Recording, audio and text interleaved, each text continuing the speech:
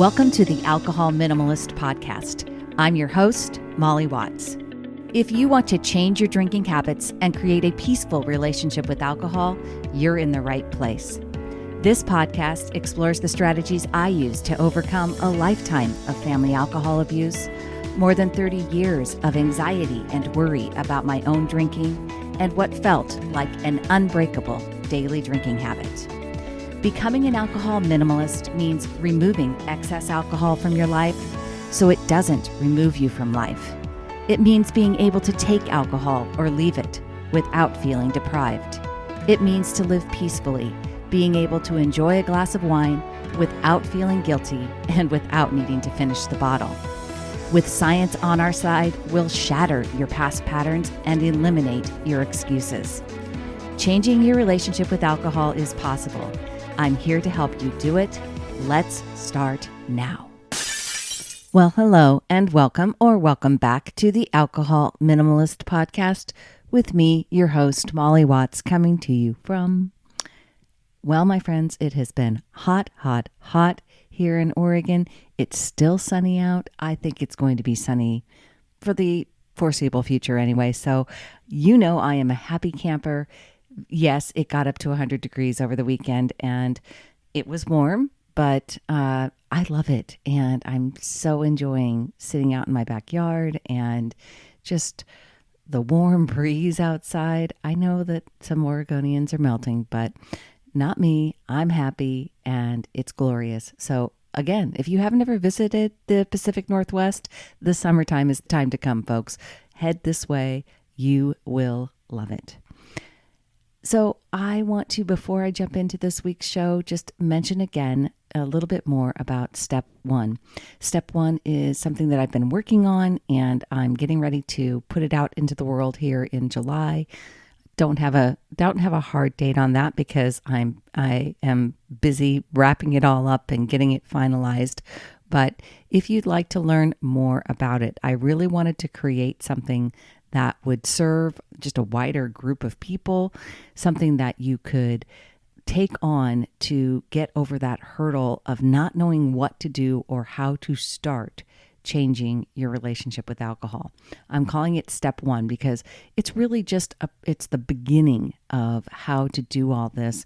It's a framework. It's putting something in place that you can always refer back to, and it's setting you off. I really think that you can use it in conjunction with the book, the podcast, everything. And if you do the work, you're going to really get some great results. So I would encourage you to go get on the list. There's, if you go to my website, www.mollywatts.com/step1, that's step one altogether, you can just sign up to be notified of when it's available and you'll learn more about what's coming then. Like I said, it's something that I think is going to be really accessible for people. And so I'm just excited about it and I'd love for you to check it out. All right, on to this week's show. If you've listened to this podcast for any length of time, you've heard me talk about having a peaceful relationship with alcohol. And I want to elaborate a little more on exactly what peace means to me with regards to drinking. The word is, of course, subjective to some degree, and it doesn't come with clear rules on how to achieve it, right? I talk about low-risk guidelines all the time. So is that what it means to be peaceful, is having, sticking to low-risk guidelines? And the definition in the dictionary says that peace means freedom from disturbance, tranquility. Peacefulness is the state of calm and quiet, free from worries and annoyances. A state of calm and free from worries. Yes, that sounds about right. So I did an episode episode 52, on what being an alcohol minimalist means. And there's a lot of good information in there. I'll link it in the show notes. But I didn't really dive into that word peace and what I mean when I say I've created a peaceful relationship with alcohol. How did I and how can you make peace with alcohol? Before we get into my thoughts, I want you to hear from some of the other people These people are members of my Facebook group. They're listeners to the podcast, people that have read the book. Some of them are my coaching clients. They are people that are doing the work that I talk about here, and they are creating their own peaceful relationships with alcohol. And I'm going to read some quotes, and I want you to listen for the way their stories are similar and for how they might be different and might sound different too. Now, just one small note before I start sharing these words, because I don't want you to think that it's self-serving, because any of the praise or gratitude that they say, it's not about me. I can share information, I can teach people, but I want you to know, and obviously I do. I share what's worked for me. I share from that perspective, but it is you who will make your own peace with alcohol. And I want you to hear what that sounds like from other people's perspectives, not just mine. As you will hear, and I believe, there is peace to be found along the way of this work. It's not just an outcome. It's not just the final destination. You're going to hear some struggle, some discomfort, and lots of questioning and observing of thoughts. And maybe it won't sound like the definition that I just read, freedom from disturbance and tranquility, right? Well, contrary to that definition, I actually consider struggle and discomfort and questions as necessary parts of a peaceful relationship with alcohol. Even when there is discomfort, you can find peace if you choose to look for it. And I promise you, that is not some kind of woo-woo statement, see everything with rose-colored glasses on kind of way of living, okay? Now, I'm skipping ahead here, so I don't want to talk from my perspective. I want to hear from some other people first. Now, listen for the calmness and the freedom from worry that these folks have found, and listen for the wisdom in their words. Quote, "Grateful that the physical dependence on alcohol has diminished, it feels great not to live my life around alcohol and to start to enjoy all the health benefits. But man, I still miss that escape sometimes, especially times like these, where a bottle or two of wine would give me the false sensation that things were better for a moment, in my life, for family and friends in crisis, in the world. An ignorance is bliss type of feeling, a temporary reprieve. But I just can't anymore. When things feel even slightly heavy, pressure arises. I can't even have 2 to 3 drinks, or it will make me feel more negative and more anxious about everything." Unquote. Quote, "As I'm sitting here after a night of unplanned drinking, the same thoughts keep going through my head. I went out, had a great time, and came home. So why do I feel guilty about it? I had 4 beers that had a higher alcohol content. I went in thinking I was only going to have 2 because I knew going over would cause me to sleep like crap and have anxiety. As I ordered the 3rd in the moment, I knew it wasn't the best choice and that I would regret it. The 4th just happened. But comparing this version of myself to where I was last year, even a couple of months ago before I discovered the podcast, I know I have come a long way. I never would have questioned my choices, would have drank a lot more, and had zero regret about it the next day." Unquote. Quote, "I find when and if I have the 3rd, I usually enjoy it at the time, but regret it the next day. So I'm working on spacing out and enjoying 2 drinks. I am not 100% there yet, but working towards it. Last night I was really tired at 9 and had spaced 2 glasses out, so I stopped. My toddler brain was saying things like, 'But it's Saturday night, you've been good all week. 3 is not even that much compared to what you used to drink.' I listened and said, 'Yeah, but I'm tired and I'm getting up early tomorrow. Time to switch to tea.'" Unquote. Quote, "Just had this little thought on my drive to work after successfully moderating last night. 2 small glasses of wine after a yoga class after work. I like drinking. There, I said it. I'm not talking about getting sloppy and drunk, but yes, I like that feeling that those 2 glasses provided after a long day. I also like being sober. I like the clarity, freshness, and readiness it provides. I like being busy and running 3 miles first thing in the morning, followed by a day working in the yard. I also like sleeping in and slowly drinking my coffee and watching movies all day. I liked fried foods and I like colorful garden salads. I like fancy dresses and jewelry, and I also like sweats and old t-shirts. I don't want every day to feel and look the same because I don't feel and look the same every day. I'm dynamic. I'm human. Variety is the spice of life. I'm spicy. Why can't a reasonable amount of alcohol be a part of that spice? Unquote. Quote, I just finished 40 days alcohol-free. I decided to do this after fracturing my hand to aid in healing, but also because I needed a reset. I've had a long and problematic relationship with alcohol and quit drinking for several years in the 90s after my mom got sober in her 60s. I had a glass of wine on May 1st and practiced really savoring it. I'm setting a clear intention to be mindful of my intake as well as my emotional state of mind before I drink.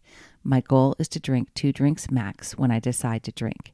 Thank you for the helpful resources and to all of you for your honesty and commitment to creating a healthier relationship with alcohol.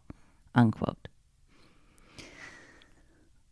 Quote, hello friends, been a rough few weeks alcohol-wise, and truthfully, I slipped back into old habits of drinking my way through the weekend. I started the year well, dry January without a problem. Then the rugby tournament and I gave myself permission to enjoy, have drinks, but try to make a bit better decision every now and then. After it would be 4 weeks until Easter, I would abstain again. That was the plan, but I just continued. I began to get really down on myself, and a friend reminded me that despite this blip, I was on a journey. It's odd because I know this about so many other things in my life. So this week, I started revisiting podcast episodes mainly for inspiration. Tonight, I stopped off on my way to pick up my daughter and picked up some of my favorite alcohol-free beers and one normal one and some garlic bread. Yes, I will have some drinks tonight, but at least 2 of those will be replaced with Lucky Saint. So this is me taking another small step, but resolving to move forward. Stick to it, folks. There is only forward. Unquote. Quote, I've taken several trips since I started this work. They bring a whole different level of thinking to the table. One thing I did that helped me was decide that I wasn't going to stop doing the work, but that also means I might have more than I planned to do. I used those opportunities to reflect and dig deeper into my thoughts. The key is you can't be mad or judge yourself if you drink off plan, when you have to use it as a learning opportunity. Why are you choosing to drink more than you planned? In this way, the opportunity to grow in your thought work is huge. You will see some stories you hold about yourself unfolding very dramatically. In my case, my quote-unquote party girl story was big on vacation. What started unfolding, though, was my true introverted nature lover girl. I could see how joyful it was to wake up whole and refreshed and enjoy a sunrise. It fed my soul like no glass of wine ever has. That was fuel for my continued work. Unquote.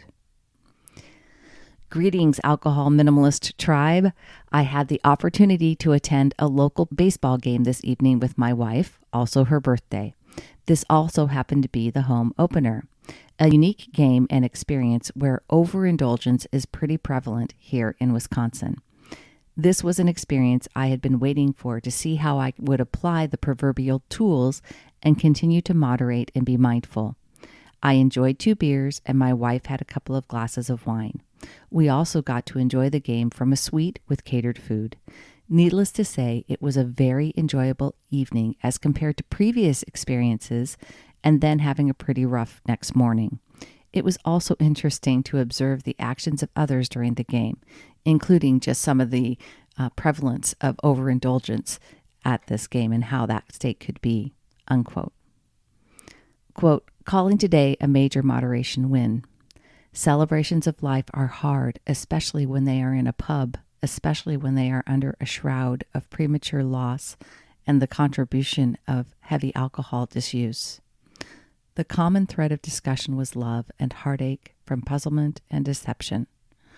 Glad to be home and sober and feeling the sadness." Unquote. Quote, "Morning, everyone. I've just had the busiest week I think I've ever had as a chef. So busy I didn't even have time to explain to myself why I wasn't going to have a drink after work. If anyone has doubts about the success of this group, Becoming an Alcohol Minimalist, I just want to let you know where I am. We've been open for 3 weeks now. During that time, I've worked 17 days, which would have added up to around 85 beers on work days and around 25 days off. Ever since joining this group, I've been working towards eliminating my drinks after work and radically reducing my alcohol on my days off. Through lots of dedication and help and support from this group, I've managed to achieve what I set out to do almost a year now. In the last 3 weeks, I had 2 beers on our opening party, and on Monday I had 3 for my dad's birthday, plus a whiskey to toast his 70th. I hadn't planned the whiskey, but it was a special day and well worth it. Now I won't have anything at all until the next family outing, but most importantly for me, I don't even think about having one. So all I can say to everyone is trust this process, no matter how hard it might be at sometimes. You're never alone, and you will receive all the support you need, and you will achieve your goals." Unquote. Quote, "Greeting fellow minimalists. As many of you know, I love posting in this group. Reflecting on and writing down my thoughts has been an invaluable part of my learning and growing. I encourage all of you to reflect and share too. We learn from each other, and it's so great to be in this community of learners together. If you have a thought or insight, you can be assured that some of us have had the same insight, or some will see an aha moment in your thoughts. I've been at this a year now. January 2021 was a pivotal month for me.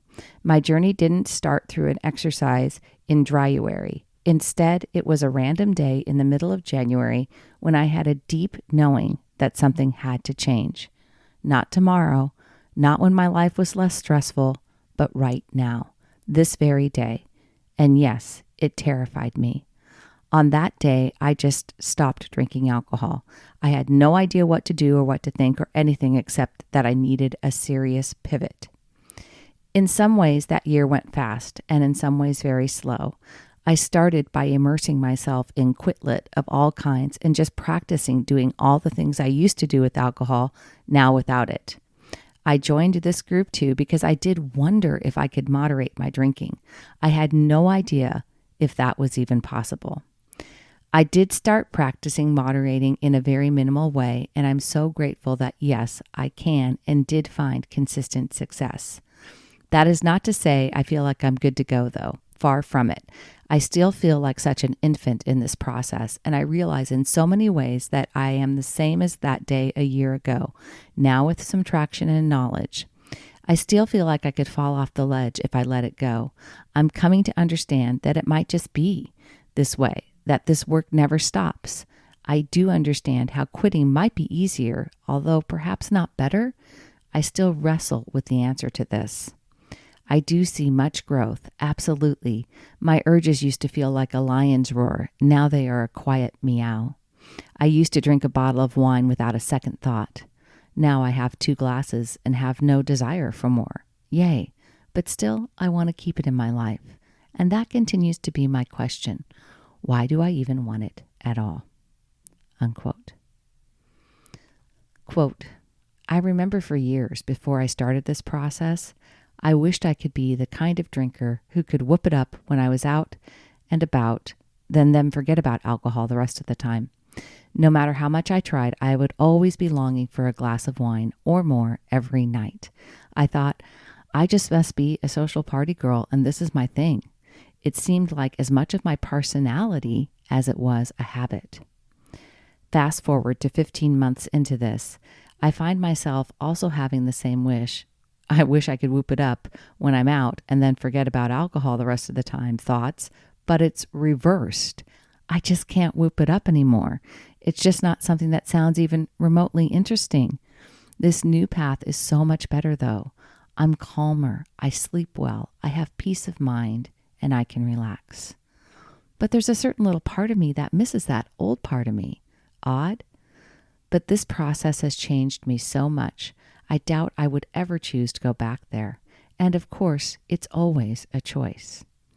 It has also led me to the point of truly understanding this work. And here's the thing. It's not about the alcohol. Getting into this work was about the alcohol, and one result is that I drink significantly less. But the work is about changing your thinking and realizing you actually do have power over your choices. And that work extends into so many areas of your life. Wow. Keep at it, friends. Your desire to change is a gift. Unquote. So, what I want you to hear in these words is this. Peace isn't a one-size-fits-all proposition. We get to choose what a peaceful relationship with alcohol looks like for us. And if we choose to see progress over perfection, if we observe our thinking with compassion and curiosity, if we learn some of the science around alcohol and around how our brains work, it really can be a peaceful process of changing our drinking habits. There will still be some times that you drink off plan, but it's how we reframe those moments that allows them to not cause annoyance and disturbance. But instead, we see them as an opportunity for progress that creates peace. Does it mean that you're never going to have an urge? Hardly. I still have urges around alcohol and other things that I used to buffer away emotions in the past, like potato chips. But if you're looking for urge-free living, then I don't think that being human is the right species for you, because urges will happen. Less so, they like what one of my group members said, not a lion's roar, but a cat's meow, right?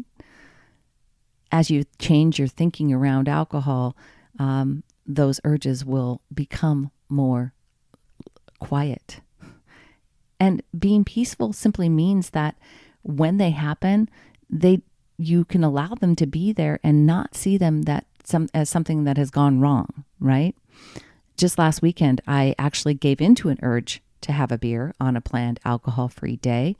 And instead of that situation causing me to be anxious, worried, or disappointed, and any other self-sabotaging emotion that you could name, I was completely at peace. I expect things to not always go to plan, and when they don't, I know how to handle it in a way that sets me up to handle the next urge differently. I am at peace because I know I have a framework in place that keeps me moving forward. Learning happens during those moments, and it's only if I don't choose to learn from them that I don't have peace. Making peace with alcohol doesn't mean that you'll never have a thought ever again about overdrinking. You heard a couple of my posters talk about wanting the old party girl, or the first person said longing for that numbed out feeling that you get when you overdrink. That kind of temporary relief, quote unquote, that sounds like a great answer to getting rid of your pain and suffering in your life is still going to come. That thought's still going to come up. But having a peaceful relationship with alcohol means that when those thoughts come up, you recognize the thinking as just one story, and probably an old story that you used to believe, and now you know differently. Now you have a new education on some of the science and on how your brain works. As that person said, now they know that drinking 2 to 3 drinks will only increase their anxiety and worry. It's peace when you understand what happens in your brain and body, and you make choices that support that peaceful state. It's not freedom from ever thinking again, right? It's not freedom from ever having an urge. It's understanding how the brain works and having a peaceful framework for processing those things. When you understand your own thinking, when you learn the science of alcohol, when you practice believing new things, and when you have patience with yourself and this process, you can have peace every step of the way. When you have a framework, when you become a better thinker, you absolutely will have a peaceful relationship with alcohol. You have taken a great step. You are here listening to content. So obviously, this is a moment. This is the now. This is the when.